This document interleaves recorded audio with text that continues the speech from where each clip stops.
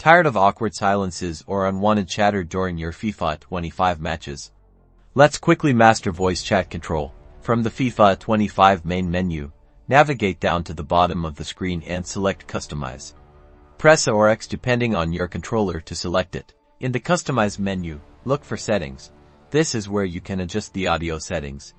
Again, select using A or X depending on your controller type. Within Settings, find the audio option and select it. It's usually near the top of the list. Now, you'll see the voice chat option. It will likely show as enabled by default. Select it with your controller button. Toggle the voice chat option between enabled and disabled to your preference. If you want to silence all voice chat, choose disabled. If you want to talk with teammates in certain game modes, choose enabled. After changing the settings, exit the menu by pressing B or circle. And that's it. You've successfully enabled or disabled voice chat in FIFA 25. Now, get back on the pitch and enjoy the game exactly how you want.